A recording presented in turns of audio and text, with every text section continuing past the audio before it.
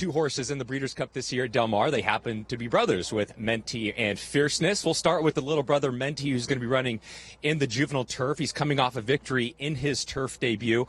How did that come about to go ahead and switch him to the turf after a couple dirt races? You know, City of Light has thrown as many turf horses as he has dirt horses. And, you know, Todd and I always joked about Fierceness, like, you know what, how do you think he would do on the turf? He said he would love the turf, like, but, you know, keeps winning on the dirt. But so when MENTEE broke the track record going 5 furlongs, right. He actually had an issue that could have been serious, but thank God Todd was on top of it. And we ran him in the hopeful, and he had the lead and he got tired. And we weren't sure if he was needed a race after that little comeback that he needed. But, you know, we said, let's try him on the turf.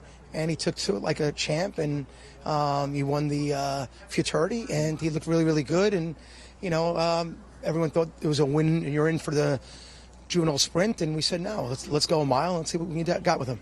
The issue you're talking about, I think I remember it. Didn't he have a temperature? He missed the Sanford, had like 102 temperature or something like that? No, he had a temperature, but then he stepped on something in the stall, and it was an early stage of laminitis. Oh, so we sent him to the clinic for a full week, and I'll give a lot of credit to Danielle Bricker, who's my racing assistant, and she basically stayed in the stall for about 7 days. We brought him back 5 weeks. We ran him the hopeful, and he got the lead. So listen, maybe he was just not fit enough, but you know, listen, we'll see what he does here, but don't be surprised if you see him back going turf, dirt. We're going to try some different things with him. All right, from little brother to older brother now, let's go to the Breeders' Cup Classic and Fierceness. Coming off back-to-back graded stakes wins. He's actually never won back-to-back races in his career. Jim Dandy to the Travers Stakes. Your takeaway on those two victories? You know, just spectacular. I mean, again, I give Todd so much credit. You know, after the Kentucky Derby, you know, I've been a proponent of 2 weeks off and 3 weeks after for the Preakness, and the Belmont is crazy. You know, even though he came in 15th, it's like Todd said, Mike, if he won this race, it took so much out of him.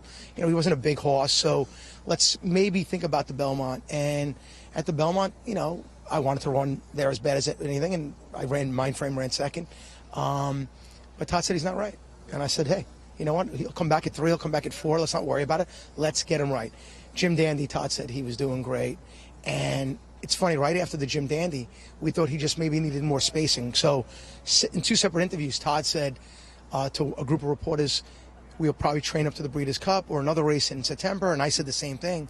And then 5 days into it, Todd's like, listen, he hasn't even, like, you know, missed a beat since what he caught. So maybe he's just maturing. So we talked about it. We said, listen, if he runs great in the Travers, that's great. And if he runs bad, he'll win the Breeders' Cup, you know, because he's on off. He's on off. Why not? What do we get to lose? He wins. And then honestly, it was the race of the year, in my opinion, and not just because I won it. The Philly in Sierra Leone and 47,000 people at Saratoga. It was really, really special, and he's been training great since. And we've been very patient with him. And you know, Todd and I are, we're friends before trainer-owner relationship. I mean, you know, he treats me like a shitty friend and an owner, but I'm not going to say that on TV. But we have a great relationship, and he's the expert, man. He's the best. I asked Todd this same question the other day, but for you, out of all the great horses that you've owned, has this been the most frustrating horse? Because he can be brilliant and win by 13, or he can lose by 20, and sometimes you just don't know what version of fierceness you're going to get. Is that just been the frustrating part with this horse? Joaquin, I've been in this game now 20 years. Early 30s to early 50s now. To have a horse this great, like, he's won 5, he's lost 3. I take that any day. I mean, it's such a. I mean, he's won. You know, he won the juvenile. He's a champion. He won the Florida Derby. He won the Jim Dandy. He won the Travers, and he's going to be the favorite in this race. You know what? Losses happen. I think if he lost by 3 heads, people would say, "Oh, well, you ran great." Again, you see, I'd rather be 7th by 20 than 2nd by a head. So he's doing everything I want him to do. All right, let's test your Breeders' Cup history here. How many horses have won the FanDuel Breeders' Cup Juvenile and the Breeders' Cup Classic? Just one, Fierceness. Wow. Add that on Monday. We'll put that. Nobody's ever done it. Nobody's ever done it. And right? Have they? No.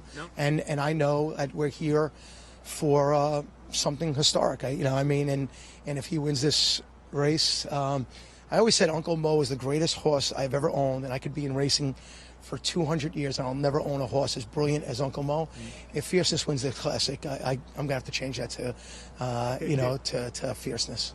I certainly can't wait for that on Saturday. We still have some time to kill. So what does Mike Repole do in the meantime between Future Stars Friday and Breeders' Cup Saturday? I go to dinner. We find a good restaurant. I get the wine list. I order good wine.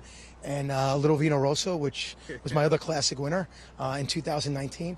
Listen, it's first of all, he's doing great. And the second thing is, I've been here now where I get the anxiety and the nervousness because I care about the horse and I care about Todd and I care about Johnny and the barn that works so hard. But and I care about the horse's reputation and what you just told me, this roller coaster highs and lows. And we've seen brilliant races out of him. I'm enjoying it, man. At 55, my daughter Joy will be here. She chose Halloween in Florida instead of Daddy today, but that's okay. So she'll be here tonight and she'll be here tomorrow with me and my wife Maria. So I got 10 of my friends and nieces and nephews behind me. How special is this, man? I'm blessed. It's very special, very blessed. How's social media? Are you staying out of trouble on social media right now? If you're staying out of trouble on social media, then you should be on it. No.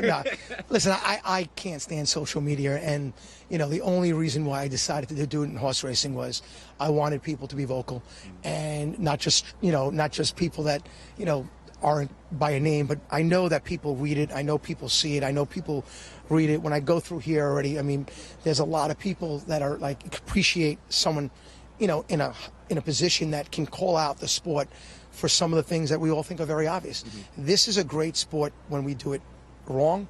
Can you imagine how great it can be when we do it right? And honestly, I'm 55. I started going to the track when I was 13. How old are you, Joaquin? Can I ask? 41. 41. I'm doing this for everybody under the age of 41 and under. So you just made the cut, by the way, right? But this is about the next generation. This isn't about me. Like my daughter loves this so much. I want her to do this for 40 years. But if I don't love it, and then she doesn't love it. So, listen, Pat Cummings and the NTA has done a great job. It's just about me setting up meetings with the biggest key, executives in racing and putting them together. I'm going to have a meeting within the next 2 or 3 months. And if you name the top 10 executives, I'm going to get them all in one room, and great stuff will happen when you get everybody in one room. We'll certainly can't wait for an update on that. Mike, thanks so much for joining us here on FanDuel and Breakfast at the Breeders' Cup. Good luck on Friday and Saturday here at Del Mar. If you can address me as the commissioner, I would appreciate it, though, Joaquin, okay? Commissioner, good luck. Thank you. I appreciate it.